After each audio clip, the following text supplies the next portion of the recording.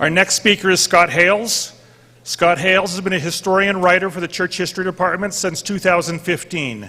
He currently works as a writer and story editor for Saints, the story of the Church of Jesus Christ in the Latter Days, the new 4-volume narrative history of the Church.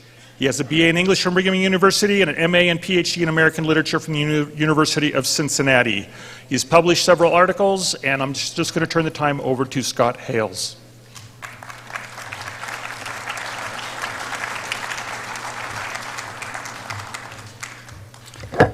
Well, hello.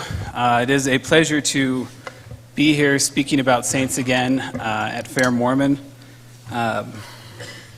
Speaking here about Saints Volume 2. However, before I begin, I want to answer the question that is on everyone's mind right now.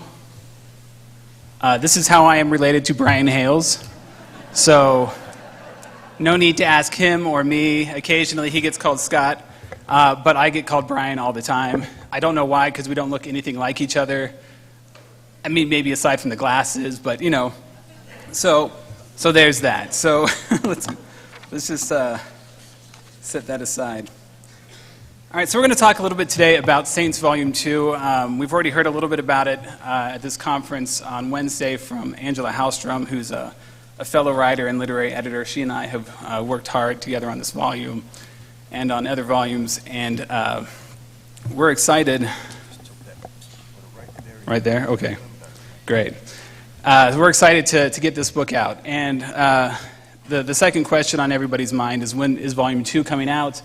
And so this is what we have. So this is what I can tell you about Volume 2 right now, that it covers church history from the expulsion from Nauvoo to the dedication of the Salt Lake Temple. The release date, we were hoping to release it this year, but books take a long time to write and revise, and especially to translate. So we expect to see it in the early spring of 2020, so a little bit longer. But for those of you who want to get started reading it now, fortunately we do have two full chapters up on the Gospel Library app currently. So how many of you have already read those 2 chapters? Okay, good. A fair amount have read those. If you haven't and you're interested in it, just go to your Gospel Library app and you can open up the church history folder, and you'll see the link you'll see the box for Saints Volume 2. So two chapters. We plan to publish. We have been publishing excerpts from the first 3 chapters in the Ensign and Liahona, and then we plan to, I think, publish 6 full chapters before the final publication of the book next year.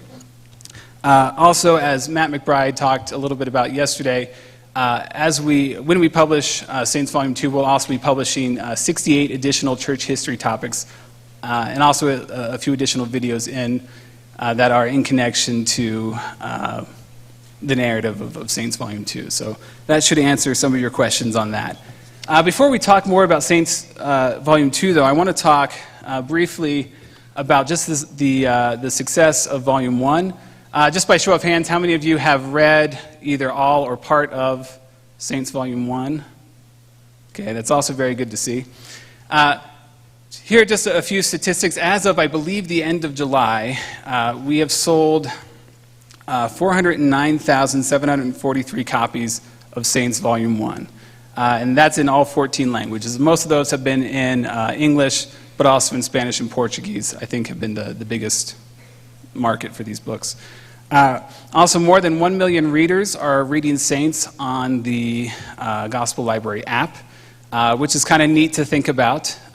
First of all, that 400,000 people have purchased a book that they can get for free on the Gospel Library app. It's just remarkable that people are reading it. Hundreds of thousands of people are also listening to the audiobooks. They're reading the church history topics, and also tuning into the Saints podcast. And also, just by show of hands, how many of you have been able to listen to the Saints podcast? Okay. If you haven't yet had the treat of listening to the Saints podcast, I recommend taking a look at it, or taking a listen to it. You can find it on iTunes, but also through the Mormon channel and some other venues. And it's a great podcast that talks about each of the chapters in Saints. It's a conversation with historians, that sort of thing. Most episodes are about 30 minutes apiece. It was kind of funny. Before we published Saints Volume 1, a lot of people would ask the question, are people actually going to read this book? Are church members really going to pick this up and read it, especially considering how big it is? And then also other people were also asking, and do church leaders actually want people to read this book? Or are they just kind of publishing out there so that they can say they published it? And the answer to both questions was yes, we do expect people to read this, and yes, church leaders do want you to read this. And we've had a great response to it. Here's just a few of them, and I admit that these are hand-selected. We have had some negative reviews, but overwhelmingly, and I've been surprised by this, it's been overwhelmingly positive. And here are just a few things that people have said. The book brings much of the church history together in a way that helps us understand how imperfect people in difficult situations were part of the restoration in this dispensation, just as it was in others. So that's one response. Here's another one. I do not like reading history. I get bored and it is hard for me to follow sometimes. This book was amazing. It was so easy to get into and hard to stop reading. It tells the full stories, good and not so good, of the events that happened to start the church and how the church continued after, spoiler alert, Joseph Smith is martyred. I'm sorry if I just ruined the book for you. I mean, I promise there are other surprises at the end of the book. One of which may involve Brigham Young leading the church. Sorry, I just did it again. And then she concluded, I can't wait to read the next 3 volumes. Another, I'll do one more here. This book was fascinating to study for Institute this year. I learned so many things that I hadn't known before about the history of the Church of Jesus Christ of Latter-day Saints. There were a lot of things that were hard to get through, things that didn't sit well, like polygamy. I can't even imagine what Emma went through, as well as everyone else. Restoring the church to the earth was not an easy task for any of the early saints, especially Joseph and Emma. This book gave me a greater appreciation for them and everything they did to help the Lord restore the gospel to the world. And I think these are pretty typical responses to the book. I think a lot of people are engaging with the style. This is a history written for people who don't like history, and people are connecting with that. And then also people are finding that even though they are encountering difficult things in these books, difficult issues, controversies, whatever it might be, they are finding their faith strengthened by reading the entire narrative, by seeing these things in their historical context and understanding them better. So I think we've been very pleased with the response to Volume 1, and we expect the same kind of response to Volume 2. So let's talk a little bit about Volume 2. The question again is, what can you expect to find in Volume 2? And I'm going to talk about 4 things specifically that you can expect to find. The first thing is that you can expect to find the same reader-friendly format and style. So again, this is meant to be a history for people who don't like history. We are writing it at about a 9th grade reading level, comparable to the Book of Mormon, but I would say the Book of Mormon is a lot more complex than Saints, stylistically. It is written for, as I've said before, it's written for people ages 12 to 112 of diverse educational backgrounds, diverse nationalities. We've written this book for a global church, and so you'll still find the same kind of approach, the same kind of epic narrative, storyline, that sort of thing, very character-based. And I think this has been somewhat of a challenge for us too, with Volume 2, and maybe one of the reasons why it's taken so long to write is that Volume 1 covered about 25 years, virtually 25 years, and Volume 2 now will cover about 47 years. So we're covering a lot of ground. The book begins in 1846 and ends in 1893. Also, as before, this book will appear in 14 languages. There will be audiobooks in English, Spanish, and Portuguese. Again, you'll be able to find it on your gospel library or wherever else you might find ebooks. Also, the book, I believe, will also be still sold at $5.75 a copy. So again, very affordable. And I just can't wait till it comes out. It's going to be great. This book is also a little bit longer. So if you felt like Saints Volume 1 was too short for your liking, we've given you like 50 extra pages, or maybe 20 extra pages. I don't remember exactly what it is. I just know that it's longer. Also, if you're interested here, the book is divided into 4 sections, just like Volume 1, 4 parts. These are the maps that accompany the volume. this kind of gives you an idea of where we go. The first part, for example, takes us up to 1852. Midpoint of the book is about 1869 when the railroad comes. Part 3 will cover the raid on the government's crackdown on polygamy and that sort of thing. And then the end, we end, like I said, with the dedication of the Salt Lake Temple. And along the way, we visit a lot of different locations, and I'll talk a little bit more about that here a little bit later. Another thing that you'll find as you're reading Saints Volume 2 is that you will find that this it provides a richer, more detailed narrative of the church's pioneer era. As a church, we talk a lot about the pioneers and what they built, but we don't have a good sense all the time of who they were and how they accomplished what they did. Nor do we have a good understanding of the opposition they faced. In fact, oftentimes in the church, when we talk about persecution, we think about the persecution in Missouri. But we don't really know a whole lot about, as a church collectively, we don't know a whole lot about the persecution that occurred throughout the remainder of the 19th century, particularly over plural marriage. Nor do we oftentimes realize or comprehend how ambitious the early Latter-day Saints were throughout the 19th century and how ambitious they were as they came out here to Utah. Volume 2 is not just about how the saints got to the Salt Lake Valley, but also what they did once they arrived here, once they arrived there. The narrative also addresses a few more things. I'll go through these individually. This is all part of number 2 of the 4 things. So one thing that it covers, obviously, is the migration west. So we'll have stories about overland and oversea migration. So if you've already begun reading Volume 2, you know that not only do we show saints moving west by wagon, but we also have saints going west by ship, specifically the Brooklyn under Sam Brannan. So we tell that story.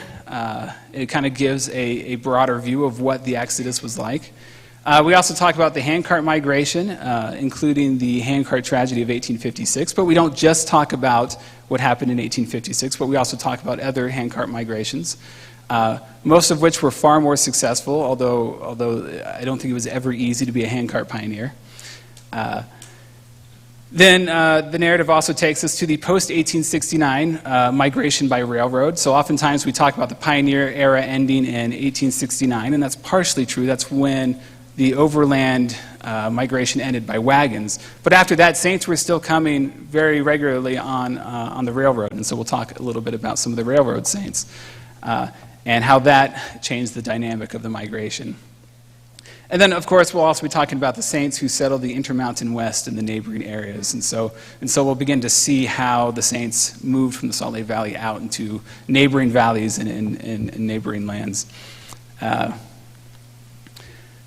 Volume 2 also discusses the early global missionary efforts of the church. So among the places that we will go to in Volume 2 include England, California, which may seem like a foreign state to some people. I don't know. No offense. My sister lives in California. But it's one of the places they went to. Hawaii, French Polynesia, Denmark, Norway, South Africa, Samoa, Mexico, New Zealand, and more. So we'll begin to see the church's global missionary effort as they send missionaries out and strive to bring people in to gathering places. And we won't just tell the stories of the missionaries, but also of those who converted to the gospel as well from each of these places. So it's kind of a neat story, and really it requires, if you've never had a chance to study the early missions of the church, it's just fascinating stuff, and they definitely deserve a book of their own someday. We talk about important changes to church organization. So when Joseph Smith died in 1844, the church was very different than it is today. And so what we see over the course of Volume 2 is the church becoming a little bit more like it is today. Some of the things that we cover are the reconstitution of the first presidency under Brigham Young. So when Volume 1 ends, you'll remember that the Quorum of the 12, and this is how Volume 2 begins as well, the Quorum of the 12 is leading the church. And so we see in the first part of Volume 2, the decision to reorganize the First Presidency under Brigham Young and 2 counselors and calling more apostles. We'll talk about the reorganization of the Relief Society in Utah. So the Relief Society pretty much came to an end in Nauvoo, and then it was restarted in the 1850s and grew from there.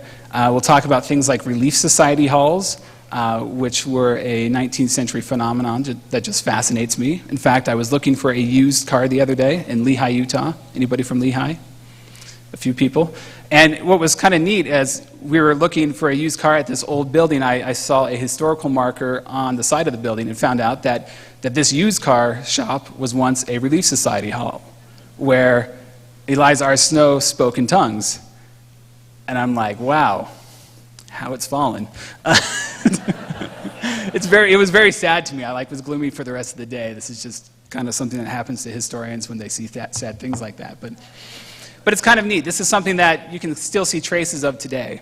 In fact, these are precursors to what we would call a Relief Society room today in a chapel. So we'll talk about those. We'll talk about the rise of the Young Ladies and Young Men's Mutual Improvement Associations. We'll talk about the 1877 priesthood reorganization, which was one of the last things Brigham Young did as president of the church before he died. This is just a fascinating time. We'll begin to see when young men began to take on priesthood office and priesthood responsibilities. We'll see that development occur in others as well. And then for those of you who really like the primary, we'll also learn about the origins of the primary, and we'll tell that story, and several other changes that have occurred in the church over time, so that by the end we can begin to see a more familiar church than the one that we met at the beginning of the book. We meet at the beginning of the book. Another thing that may interest you, we will be talking, and Angela mentioned quite a bit of this on Wednesday. We will be talking at length in this book. You will find at length in this book stories about plural marriage and the anti-polygamy crusade. In fact, I would say that plural marriage and the anti-polygamy crusade have a major role in this narrative. It has kind of a smaller role in Volume 1, and it becomes much more important to the saints and to the church once they arrive here in Utah. And so we tell that story. The volume seeks to show many different perspectives on the practice. So we show situations where it seemed to have worked well, where people seem to have found happiness, or they have found satisfaction in the system, or they have found spiritual experiences through the practice. But also we'll tell stories about people who struggled with it, people who found it to be quite difficult to live. So we'll talk about all kind of perspectives on plural marriage. And then we'll also, at the end of the book, spoiler alert again, we will we depict the manifesto and its immediate aftermath. Although one thing that we will not address in this book, we don't go into post-manifesto plural marriage. That's something that we will be discussing in Volume 3. But we will talk about the manifesto and its immediate effect on the saints. In connection to that, the book also addresses other sensitive historical issues. And this is a little bit, if you were here yesterday, you heard Matt McBride talk a little bit about how the saints, and the church history topics are striving to provide better resources and better understanding for historical issues that are sensitive to us today, certain controversies in the gospel. So some of the ones that we address, we obviously are going to talk about the origins of the priesthood restriction. We talk about race, the restrictions on those of African descent to the priesthood and to certain temple ordinances to the priesthood. So we'll talk, we tell the story of faithful saints like Jane Manning James, who I believe most of us are familiar with. We'll also talk about Samuel and Amanda Chambers, another very faithful Latter-day Saint, African-American Latter-day Saint couple living here in Utah. We tell their story. Other things that we address, we'll talk about Latter-day Saint relations to the Native Americans and their lands. This is not something that we talk much about in the church, but we will strive to address this to some extent in Volume 2. We'll talk about the fact that when the saints did arrive here in Utah, that other people were already living here, they occupied the land. That's problematic. We talk about certain conflicts with Native Americans, such as the Black Hawk War, the Walker War. But we also tell stories about Native Americans who joined the church, specifically Sagwitch and let me get the name straight here, the Northwestern Band of the Shoshone Nation. We'll talk about their story. And if you don't know that one, it's a very interesting story, a very beautiful story as well. And of course, we will also be talking about the Mountain Meadows Massacre. There is an entire chapter devoted on this episode. Again, this is a topic that probably requires an entire volume to understand. Fortunately, we have writers like Richard Turley and others who have done quite a bit of work in helping us as a church understand what happened better there at the Mountain Meadows Massacre, help us put it not only in context, but also to help us understand just what occurred and whatnot. So we'll address that there. And this has been a particular challenge just because it is such a big issue. It's something that a lot of people have questions with. We've tried to provide the best chapter we can for you, and I'm excited to, maybe excited is not the right word, but I'm very interested to see responses to this chapter because we've worked very hard and very carefully to get it right because we know a lot of people have questions on it. One thing that we will not be addressing in the narrative is the Adam-God theory. However, there will be published in tandem with the volume a church history topic on the Adam-God theory, and then we have plans to address the controversy itself in Volume 3 in the context of the 1916 statement on the Father and Son put out by the First Presidency, which was in some ways a response to that.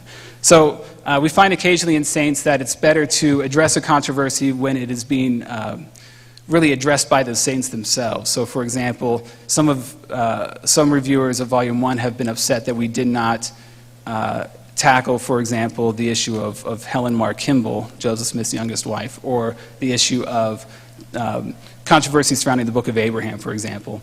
And both of these issues are addressed in later volumes. For example, we'll be talking about Helen Kimball in Volume 2, and then we'll be addressing the Book of Abraham in Volume 4 in the 1960s when that really became an issue in the church.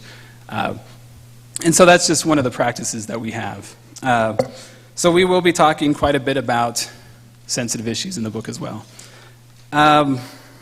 Check the time here. Another thing, we talk about the struggle between church and state. This is just something that it's unavoidable to talk about in this era. So get ready to learn about 19th century politics. We will talk about the quest for Utah statehood, women's suffrage. You'll meet some roguish territorial officials. You'll meet scheming judges and corrupt courts. You'll also, those of you who are Abraham Lincoln fans, you get 2 Lincoln cameos in this book. So that's something. Also, Susan B. Anthony makes an appearance, Ulysses S. Grant, other American officials, leaders who came in contact with the saints over time. So we have that. On a more serious note, the book is very much centered on temple building and significant developments in temple worship. It addresses the law of adoption very early on. You get to learn a little bit about the endowment house, which was a temporary temple built on Temple Square while the Salt Lake Temple was being built. You'll learn about how in 1877, Brigham Young charged Wilford Woodruff and others to standardize the temple ordinances so that they could be performed in all the temples in the same way. You'll learn about the first proxy endowments in the St. George Temple. And then also, this is kind of neat, one of the neat things about the book is that we have 5 temple dedications occurring during this era. That includes the Nauvoo Temple. So you'll notice at the end of Volume 1, we did not dedicate fully the Nauvoo Temple. It gets dedicated early in Volume 2, and then we subsequently will have the St. George Temple, the Logan Temple, the Manti Temple, and finally the Salt Lake Temple. So we talked just about temple work, and it's a very, very important theme to this book. You'll also meet, for our third thing here, a new cast of characters and a few old favorites.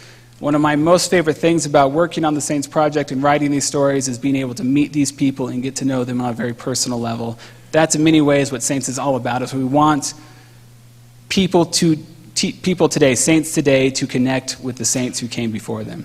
So you may recognize these three gentlemen here. They are three of the central characters in the book. It's Joseph F. Smith, Wilford Woodruff, and George Q.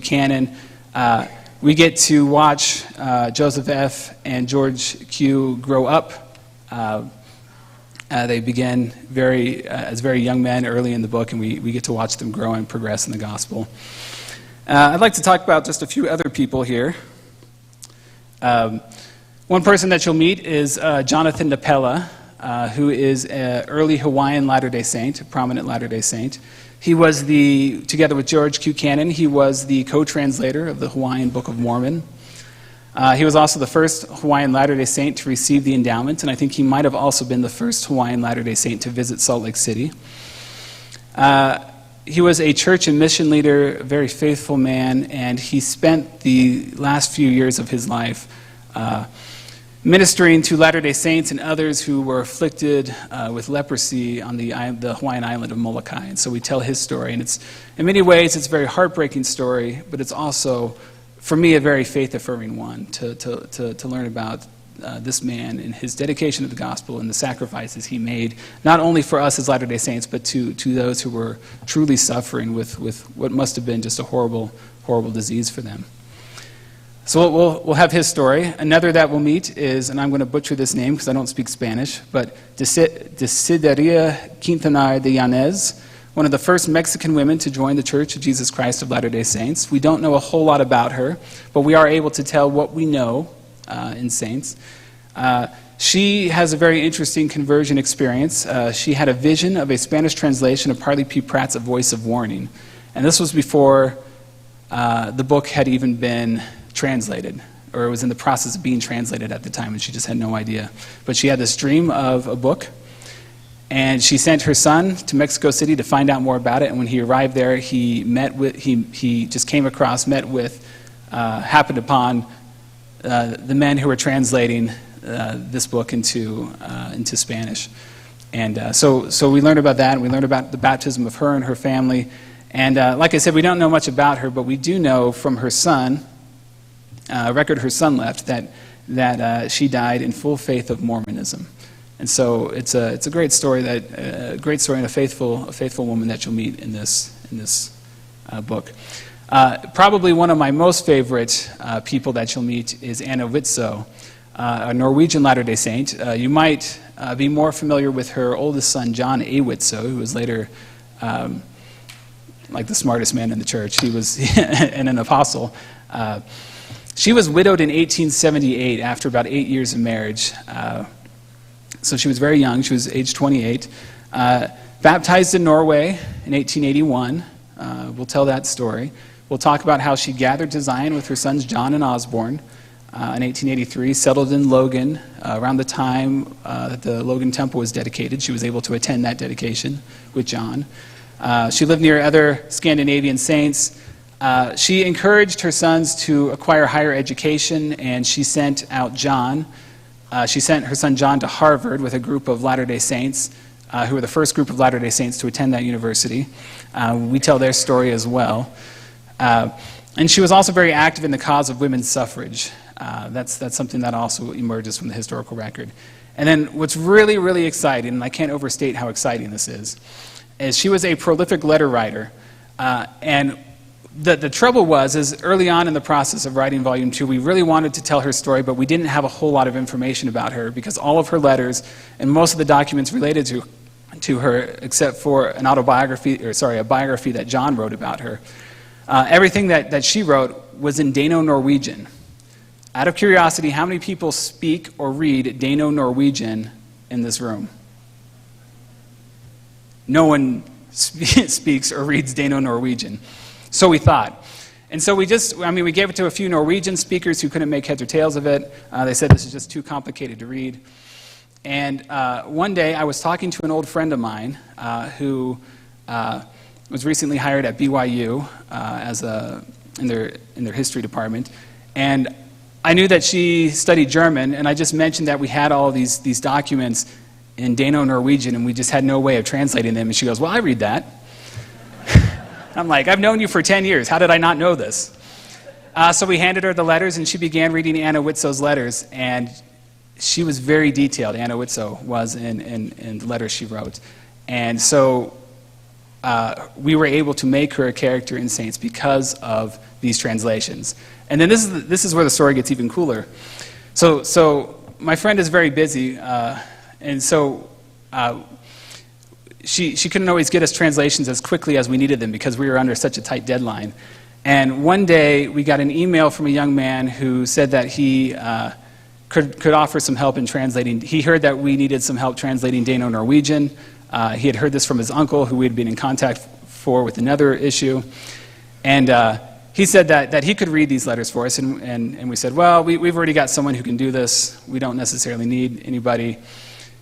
But on second thought, we were like, we actually need somebody else here. We are really cramped for time. And so we sent the letters to him, and he can translate just very quickly.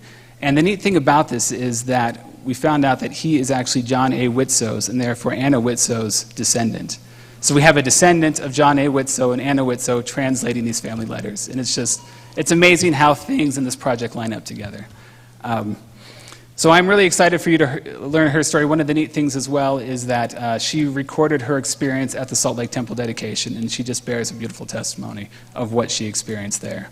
And so she's a really cool person and very faithful Latter-day Saint. We'll also be telling her story in Volume 3 because as an older woman, she and her sister go back to Norway as missionaries, as some of the first sister missionaries. And and we have all of her mission letters, and so we'll be telling that story as well. Finally, here's somebody you may recognize. This is Heber J. Grant as a young man. We show him as a young boy. He's another one who grows up during the volume. He was the son of Jedediah Morgan and Rachel Ivins Grant.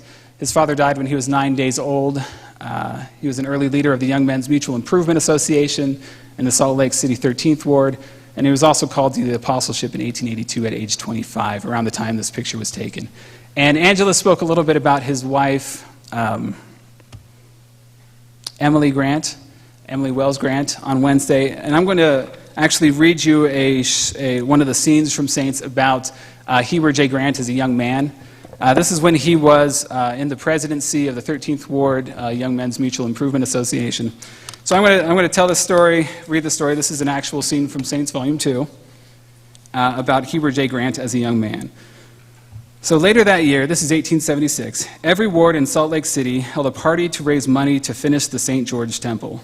Knowing 20-year-old Heber Grant was a reliable young man with many friends, Bishop Edwin Woolley of the 13th Ward asked him to organize his ward's party. I want you to make a success of it, he told Heber. Heber had misgivings about Bishop Woolley's request. I will do my level best, he said, but you must guarantee, if it doesn't pay, to put up the difference. He explained that young people wanted to attend dances where they could waltz. The popular dance involved partners holding each other close while spinning around the dance floor in large circles. Although some people consider the waltz to be less proper than the more traditional quadrille dances, Brigham Young was known to allow 3 waltzes per party. I know, right? It's really generous. Bishop Woolley disapproved of the dance, however, and had prohibited it at 13th Ward parties. Well, Bishop Woolley said, you can have your 3 waltzes. There's another thing, Heber continued. Without a good band for the dance, he would have a hard time selling tickets. You won't allow Olson's quadrille band to play in your ward because the flute player once got drunk, he told the bishop. There is only one first-class string band, and that is Olson's. Reluctantly, the bishop agreed to let Heber hire the band as well. I have let that young man have everything he wanted, he said as he walked away. I'll roast him in public if he doesn't make a success of it. Heber recruited the bishop's son Eddie to help sell tickets and prepare the ward building for the party.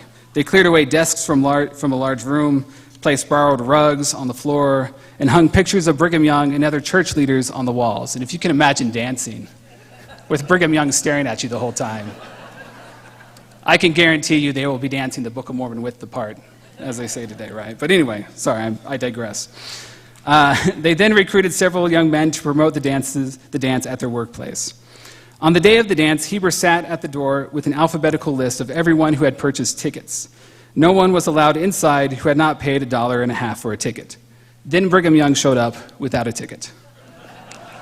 "I understand this is for the benefit of the St. George Temple," Brigham said. He threw down $10. "Is that enough for my ticket?" "Plenty," Heber said, unsure if he should give the prophet change. That evening, Heber counted the money while Brigham counted the waltzes. The ward brought in more than $80, which was more than any other ward had collected for the temple, and the young people danced their 3 waltzes. Before the party ended, however, Heber whispered to the band leader to play a waltz quadrille, a waltz that contained elements of the classic square dance. That's one of the gray areas in the 19th century. As the band began playing, Heber took a seat beside Brigham to hear what he would say when he saw the 4th waltz. Sure enough, as soon as the young people began to dance, Brigham said, "They are waltzing." "No," Heber explained. "When they waltz all around the room. This is a quadrille." Brigham looked at Heber and laughed. "Oh, you boys, he said. So that's the story of young Heber J. Grant. And you may wonder, how do you know all those details? And we know all those details because this is a story that Heber would tell, and he left a good record of it, and his daughter also left a record of it as well. So we have pretty good documentation for this kind of humorous episode. And this is probably as funny as Saints gets. The rest of it's very depressing and sad, so I just want to warn you. Don't go in expecting that it's all laughs, because that's a pretty rare moment there. I think I'm running short on time, so I'm going to, let's end here. The 4th thing that I want to say about Volume 2 is that it is, I think more than anything else, we hope Volume 2 testifies to the reality of the ongoing restoration of the gospel of Christ. The death of Joseph Smith did not bring an end to the Lord's revelatory interventions into the lives of the saints. Volume 2 continues to show a living God guiding his people to their heavenly home. And I want to read one more scene. This is a much more serious scene. This takes place near the end of the volume, about a few months before the manifesto. Things are really bad for the saints. It's not easy to be a Latter-day Saint in 1889. This scene begins in the fall of 1889. Several months before the manifesto, as I said. Federal judges have just denied citizenship to several European immigrant saints because of their affiliation with the church. At the hearings, disaffected church members had testified that the church and aspects of the temple endowment were fundamentally anti-American. Government lawyers, moreover, had pointed to old Latter-day Saint sermons and teachings about the last days and the kingdom of God as evidence that the saints disregarded government authority. Wilford and other leaders, I'll begin the scene now. Wilford and other leaders knew they needed to respond to these claims, but responding to statements related to the temple, which church members had made solemn promises not to discuss, would be difficult. In late November, Wilford met with lawyers who advised church leaders to supply the court with more information about the temple. They also recommended that he make an official announcement that no more plural marriage should be solemnized by the church. Wilford did not immediately know how to respond to the lawyer's request. Were such actions truly necessary just to pacify the enemies of the church? He needed time to seek God's will. Night had fallen by the time the lawyers left Wilford alone. For hours he pondered and prayed for guidance on what to do. He and the saints had come to the Salt Lake Valley in 1847 seeking another chance to establish Zion and gather God's children to the peace and safety of its borders. Now, more than 40 years later, opponents of the church were tearing families apart, stripping men and women of their voting rights, creating obstacles for immigration and the gathering, and now denying the rights of citizenship to people for simply belonging to the church. Before long, the saints could lose even more, including the temples. What would happen then to the salvation and exaltation of God's children on both sides of the veil? As Wilford prayed, the Lord answered him. "I, Jesus Christ, the Savior of the world, am in your midst," he said. "All that I have revealed and promised and decreed concerning the generation in which you live shall come to pass, and no power shall stay my hand." As the revelation continued, the Savior did not tell Wilford exactly what to do, but he promised that all would be well if the saints followed the Spirit. "Have faith in God," the Savior said. "He will not forsake you. I, the Lord, will deliver my saints from the dominion of the wicked in mine own due time and way." Sometimes revelation is mind-shattering. Other times it is a simple reassurance or a nudge in the right direction. When he speaks to us, God is always mindful of our individual agency and its importance in his plan. So sometimes his words are nothing more than a reminder that he, not us, is in charge.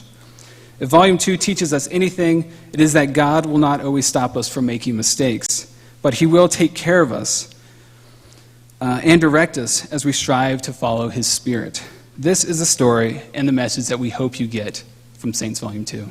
Thank you.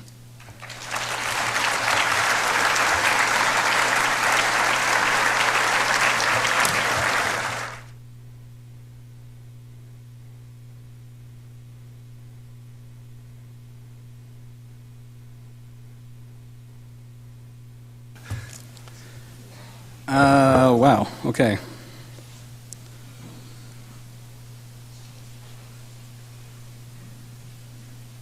Can't read that one. This one is a card that says Utah War. I assume you're asking if we talk about the Utah War in the book, and we do. We devote a chapter to the Utah War, as well as the Mormon Reformation and other events surrounding it. All of that, as you probably know, kind of serve as, in many ways, bookends to the Mountain Meadows Massacre. So we do talk about the Utah War quite a bit. What part of the series of Saints are you and the team working on? So right now, I am working to finish Volume 2 right now, and I'm also in the early processes with Jed Woodworth, who is our managing historian. He and I and Lisa Tate and others are working to outline and get Volume 3 started up. And while we're doing that, Angela Hallstrom, who spoke Wednesday, she is working with James Goldberg, another one of our writers, and Dallin Morrow, and a few others to get Volume 4 progressing. And so right now, most of the time, I'm dividing my time between Volume 2 and Volume 3, and just enjoying the heck out of it.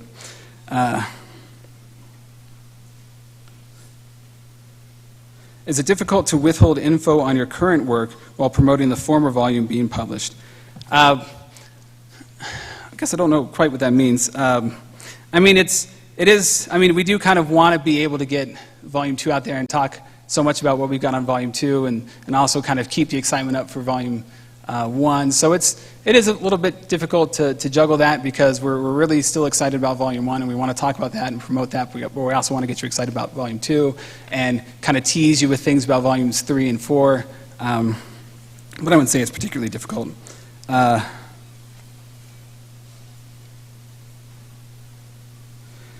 This is an interesting question. It says, talk about how you chose to add or leave out photos. I assume this just means photos in the book.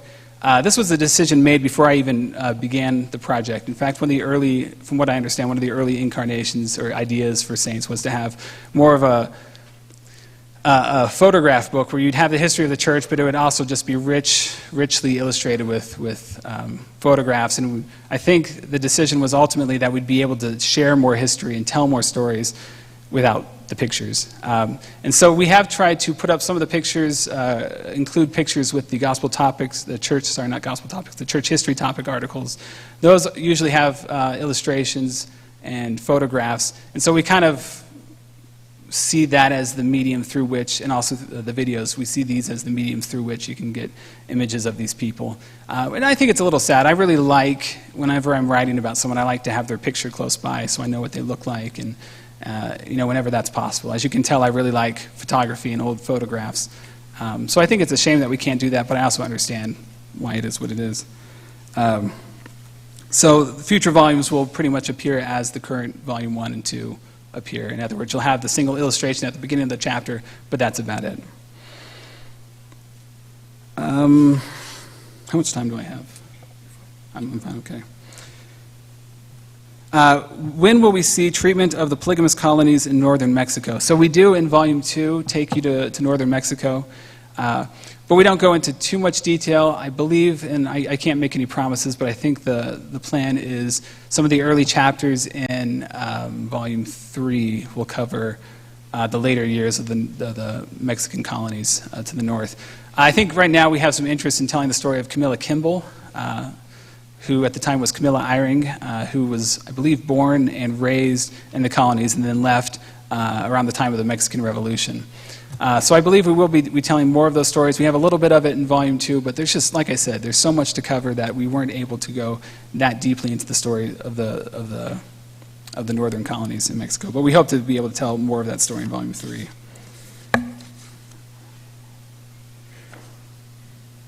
Would you like to respond to any critics of Volume 1? Sure. Do we have any here? I'm just kidding. We'll save that for a different time. I've heard. I try to keep on top of kind of reading reviews of Volume 1 and reading what people say, because I think, there is always room for improvement on our team and in our style, our writing style, our approach. I think there's always room for improvement. So we are open to feedback. But like I said earlier, I've been really surprised by how positive the feedback has been about Saints. Some people are upset that it's written at the 9th grade reading level. They want something a little bit more sophisticated. As Matt McBride was talking yesterday, we've tried to meet that demand partway through the church history topics. But ultimately, when it comes down to it, I defend our approach to it, because this is a global church and not everybody. And like I often tell people, this is the sort of information that people need to have before they have a 12th grade reading level. This is a history for the people, about the people, and we need to make sure that it reaches the people. And I think that we're doing that. And so yeah, I'd like to hear your criticisms, but I think I feel pretty strongly that we are doing this the way the Lord wants us to. Thanks for the clap.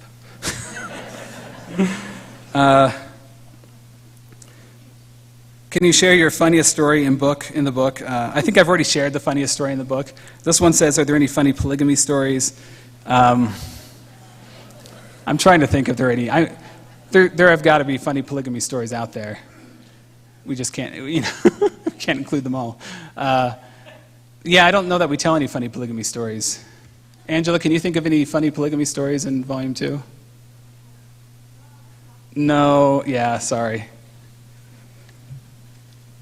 But if you know any funny polygamy stories, afterwards tell me them. Actually, there's a really funny polygamy story in my family history. The ancestor I share with Brian, I found a letter recently where he tells a funny story about when he was arrested. He was like 72 years old at the time, and he was arrested by the marshals. And they came in late at night like they always did, and they were kind of dumbfounded, though, when they opened the door and saw an old man, because he was Charles Henry Hales Sr., and they were looking for Charles Henry Hales Jr., but they had to arrest him anyway, and they were just completely embarrassed by the fact that they got the wrong guy. And he said the funny thing was he was living in Spanish Fork. They took him to Provo, and he had a meal on Uncle Sam's dime. So anyway, it's kind of funny. This is an interesting question that I don't have an answer to. How does the sale and use of Saints Volume 1 compare to Gerald Lund's work in the Glory series? I have no idea. I assume he's sold a lot more books than we have so far, just because we've been out for a year, and those books have been, I think, out for about 25 years now, if not more.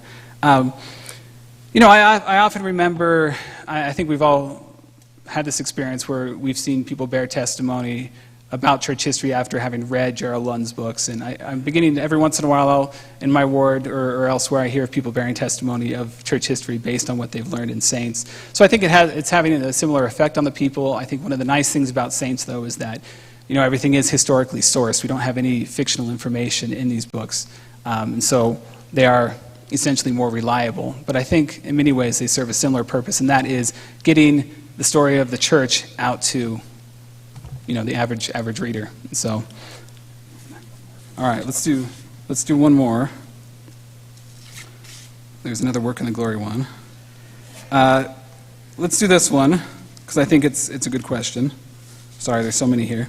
Will the podcast series resume, and if so, when? We do have plans for a follow-up series on Volume 2. So if you enjoyed the podcast on Volume 1, expect a new podcast on Volume 2 around the time that the volume comes out, sometime around there. So, thank you.